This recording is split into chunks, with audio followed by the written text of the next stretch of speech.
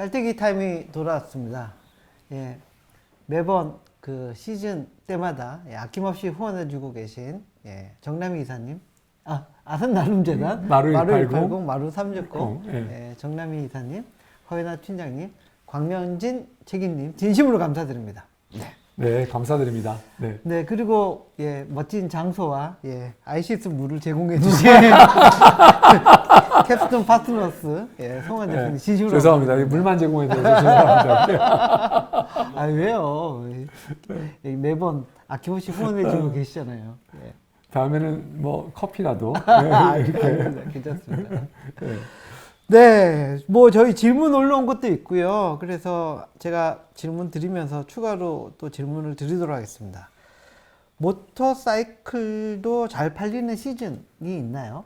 그리고 지금 뭐 성장이 뭐 급격히 이제 코로나 팬데믹 시즌에 좀 많이 늘어난 건 있는데 과연 시장 규모가 어느 정도 사이즈인지 좀 그것도 같이 연결해서 얘기를 해주시면 좋을 것 같습니다.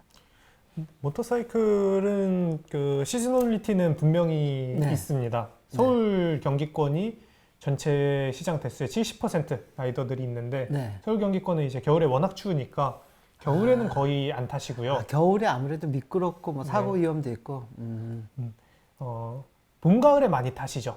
네. 거래는 봄, 여름, 가을 다 잘 일어납니다. 겨울 되면서 떨어지고 겨울에는 이제 저희 같은 회사들은 매입을 많이 하게 되죠.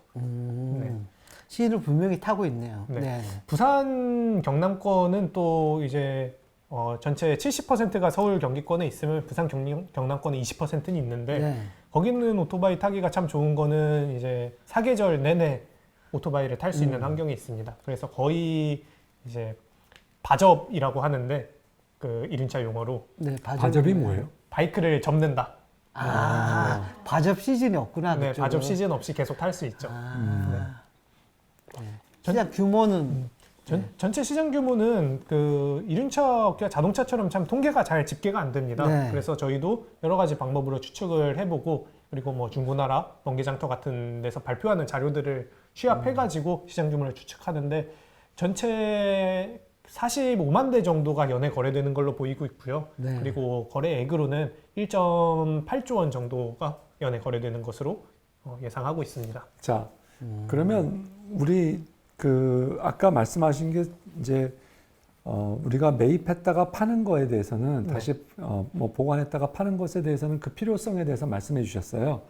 자, 그러면 지금 현재 우리 이 중고 거래는 우리 말고 원래 보통의 경우는 어떻게 거래되고 있었나요? 아까 중고나라하고 뭐 그 번개장터 말씀하셨는데 대체 어떻게 거래가 되는지 조금 말씀해 주시죠. 네. 일단 거의 대부분 C2C 거래라고 보시면 되고요. 일부 오토바이 센터에서 소규모로 파는 것들이 있습니다. 그건 아까 말씀하셨고. 네. C2C 거래는 대부분 어떤 형태로 일어나게 돼요? C2C 거래는 그 크게 두 가지입니다. 바이크만 전문으로 하는 플랫폼에서 일어나는 게 있고요. 그리고 중고나라 같은 종합 리커머스 플랫폼에서 일어나는 거래가 있습니다. 그러면 말씀하세요. 바이크만 전문으로 하는 플랫폼은 파소라는 사이트가 있고요. 또 밧주메라는 네이버 카페 커뮤니티가 있습니다. 밧주메 바이크 튜닝 매니아. 바이크 튜닝 매니아. 네, 밧주메. 또 그다음에 파소는 뭐예요? 파소는 이제 이륜차 C2C 거래하는 파소 뭐의 약자예요? 파소 그냥 나온. 그건 저도 모르겠습니다. 죄송합니다. 이거 뜻이 없군요. 죄송합니다. 이게 오늘 좀 적응이 힘드네. 파소? 파소. 뭐 그런 파소. 거, 뭐 그런 거예요? 그건가? 파소. 뭐 우리끼리 막 뭐 팔아줘. 파소. 아무튼 그래서 그걸 통해서 이제 주로 거래가 일어나고 거기서 이제 절반 이상 일어난다고 보시면 되고요. 그리고 이륜차 거래가 그 리커머스 플랫폼은 우리나라에 3대장이 있지 않습니까? 당근마켓, 중고나라, 번개장터 이렇게 있는데 예상외로 당근마켓에서는 이륜차 거래가 거의 없습니다. 이거는 이륜차 특성상 고관유 제품이지 않습니까? 자기 동네에서만 살 이유가 없는 거예요.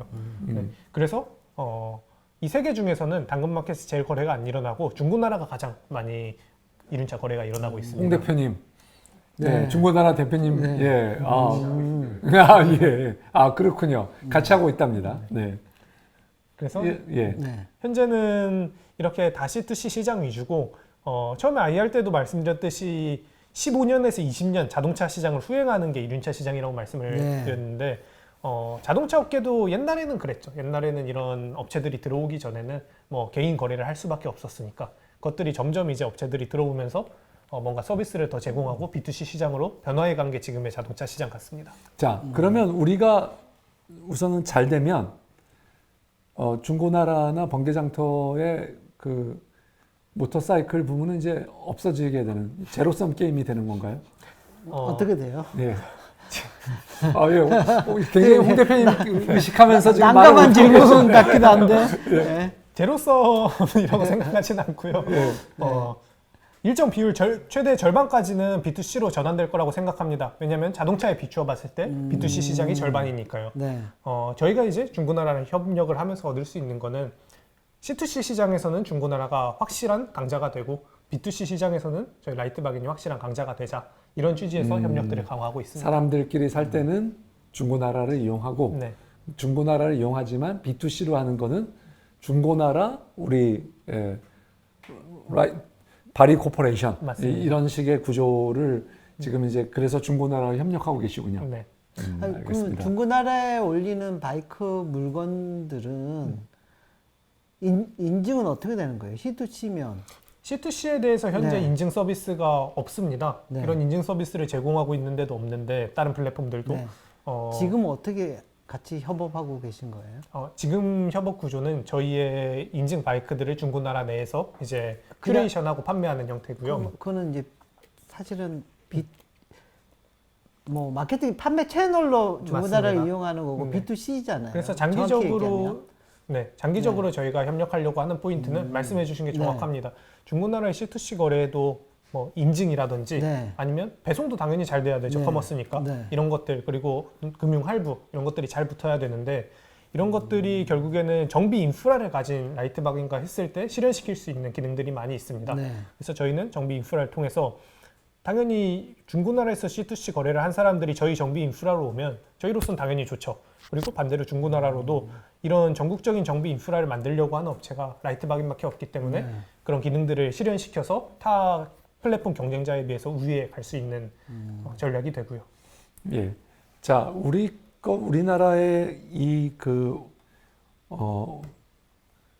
륜차 네. 이 거래가 다 된다 그러면 대체 이제 우리 그 시장이 어디까지 갈 수 있는 거라고 생각하고 계시고 내년에 아까 뭐 숫자를 조금 말씀해 주셨잖아요.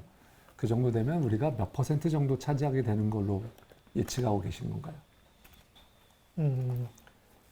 내년 저희가 2년 이내로 그 다음 시리즈 B를 가기 전까지 목표하는 거는 저희 재고를 매입하는 펀드가 200억까지 늘릴 생각이고요. 예. 그리고 200억에 이제 현재 회전율 4개월을 적용하면 월 판매액이 50억씩 나옵니다. 이걸 연환산으로 했을 때는 600억 원 저희가 판매를 하는 거고요. 이 정도 단계에서 저희가 다음 라운드를 가려고 하고 그거를 그 정도 되면 네. 대체 어느 정도의 우리가 거래 비중을 가지는 회사가 된 거예요? 전체 시장의 30분의 1이죠. 30분의 1, 네. 3% 정도? 네. 예, 알겠습니다. 1조 8천억 시장에서. 네. 네. 자, 알겠습니다. 자, 그러면 네. 우리는 지금 현재는 수수료는 아까 말한 마진 그룹, 사고 팔기 때문에 12% 마진을 적용하면 네. 50억에서 대충 한 5억 정도 남는 구조. 네. 그러면 브레이크이븐이 되는 건가요? 저희가 현재 재능 비용도 아마 조금 계산을 하셔야 될 것 같아요. 맞습니다. 네. 저희가 현재 그런 것들 재무적으로 집계를 좀 민감하게 하고 있는데요. 현장에서 결국에 오토바이를 사고 파는 인력들, 정비 인력들, 그리고 현장의 임대료, 그리고 그걸 매입하기 위한 이자 비용까지 다 했을 때도 현재 마진 구조에서 순이익이 나고 있습니다. 그리고 사무실에 있는 이제 플랫폼 인력들 있지 않습니까? 뭐 브랜딩 마케팅을 하거나 아니면 개발을 하거나 이런 인력비까지 이제 다 합산을 했을 때는 월 기준으로 저희가 한 1억 3천만 원 정도 쓰고 1억 1천만 원 정도 버는 구조입니다. 근데 지금 판매액이 8.4억인데 한 10억 정도까지 이제 올라가면 브레이크 이븐은 전사적으로 나올 거라고 보고 있고요. 내년 정도면은 BEP는 넘길 수 있겠네요. 사실 지금 성장 네. 추세로 가게 되면. 네. BEP를 맞추는 문제로 따지면 브랜딩 마케팅이 워낙 이제 장기적으로 네. 들어가는 게 많아서 그런 마케팅비를 저희가 월에 3천만 원씩 씁니다. 그런 것만 줄이더라도 뭐 BEP 맞추는 데는 문제는 없죠. 알겠습니다. 예. 지금까지 그 펀드레이징은 얼마를 하신 거예요? 저희가 현재 프리A 뭐 엔젤까지 해서 예. 프리A까지 20억 원 했습니다. 20억 원 정도 네. 조달을 했고요. 네. 회사 가치도 알려주실 수 있으세요? 대충? 가장 마지막- 최근 저희가 프리A 때 받았던 게 밸류 100억 원에 받았습니다. 100억 원에 네. 예. 포스트머니 100억으로. 마지막에 저희가 3억 원을 추가로 받았는데 네. 프리 97억, 포스트 100억이었으니까 포스트 100억. 뭐 크게 차이는 없습니다. 프리는 포스트는. 지금 펀드레이징 시리즈 A 하고 있다고 했잖아요. 네. 타겟 금액은 저희가 50억에서 60억 정도 이번에 50억에서 60억 정도요. 타겟 금액 잡고 있습니다. 알겠습니다. 네, 자, 알겠습니다. 뭐 대충 이렇게 해서 했는데, 자 혹시 네. 뭐 이 대표님 오늘 어떻게 보셨습니까? 아, 네, 뭐 저는 몇 년 전인가요? 그 헤이딜러 대표 나왔을 때, 예, PRND. 예, PRND 예, 몇 년 전인지도 지금 가물가물할 꽤 정도로 오래됐죠. 박진우, 박준우 대표. 예, 예. 박진우 대표 대학교 그러니까 마지막 학기 4학년 20대 중후반 때 나왔는데 5년 넘었는 것 같아요. 5년은 넘었죠. 네. 예, 예. 그때 이제 그 중고차 시장의 문제를 풀겠다고 하면서 자기가 정비도 배우고 위장 취업도 해서 노하우를 다 배운 다음에 그걸 시스템화해 가지고 앱으로 이제 출시를 하면서 좀 그 중고 거래에 혁신을 이뤄냈거든요. 신뢰할 수 있는 중고 거래. 그리고 서울대학교 벤처 동아리 네. 출신이죠. 예. 약간 그런 느낌을 많이 받았어요. 음. 그러니까 자동차 시장도 이제 이렇게 시스템화되면서 이제 체계가 잡혀가면서 이제 각각 그 영역별로 강자들이 나오기 시작을 했는데 전혀의 어떤 그 IT나 이런 인력들이 투입되지 않았던 이륜차 시장에서 네. 그걸 시스템화해서 뭐 가능성을 보이고 월별로 이렇게 빠른 성장을 보이는 거는 상당히 좀 인상적이었거든요. 그래서 이 시장에서도 충분히 좋은 인재들이 들어가서 예, 좀 혁신을 이뤄낼 수 있겠다라는 생각이 들었습니다. 네. 송 대표님 어떻게 보셨습니까? 예, 일단 대표님이 잘생기셨어요. 예. 그런데 저는 오늘 대표님, 아까 제가 소개할 때 29살이라고 말씀하셨는데, 29살, 그 나이에 정말 대단하다는 생각이 들었습니다. 특히 이제 아까 말씀드린 대로 이 정비라고 하시는 분들은 굉장히 노하우가 있고, 아주 어떻게 보면은 이런 IT에 대한 이해가 부족하죠. 근데 네. 그런 노하우를 가지신 분들과 또 본인의 강점을 살려서 또 IT에 를 익숙한 이런 사람들하고 결합해서 뭔가 결합된 비즈니스를 한다라는 생각이 들었고요. 그래서 그게 지금 현재 우리 바리 코퍼레이션의 큰 그 어떻게 보면은 장점이 아니겠는가. 근데 또 한편으로 생각하면 그러면 위험 요소는 대기업이 이거를 특히 이제 이 바이크를 모터바이크를 유통하는 회사들이나 생산하는 회사들의 대기업들이 이거 잘할 수 있는 분야가 아닐까라는 생각이 좀 들긴 하는데요. 그들의 계획이 없으면 시간이 가면서 빨리 벌려놓는 게 답이지 않을까라는 생각이 들고요.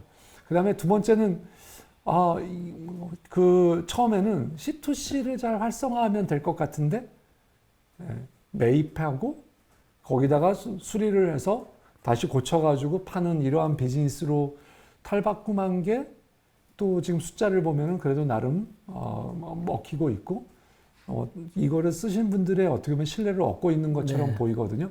또 중고나라와 같은 큰 회사가 같이 협력을 할 수 있는 뭐 그런 또 파트너십이 형성된 게 그게 아닐까 싶어서 그런 의미에서도 크게 두고 싶은데 아니나 다를까 회사 가치 100억이 넘어가는 이제 시리즈 A를 이제 제대로 받으려고 하는 그런 게 있네요. 하여튼 사장님 하여튼 굉장히 멋져 보였습니다. 네. 감사합니다. 자, 대표님 마지막으로 한 말씀 하시죠. 네. 이 고객들에게 한 말씀 하셔도 되고요. 네. 또 저희 코멘트에 대한 뭐 언급을 하셔도 네. 돼요. 예. 저희 라이트박에는 현재 중고 정비뿐만 아니라 결국에 저희는 대한민국에 있는 220만 명의 라이더들이 아침에 눈을 떠서 잘 때까지 계속해서 뭐 정보도 얻고 뭔가를 구매 판매도 할 수 있고 놀 수 있는 그런 슈퍼 앱이 되고자 합니다.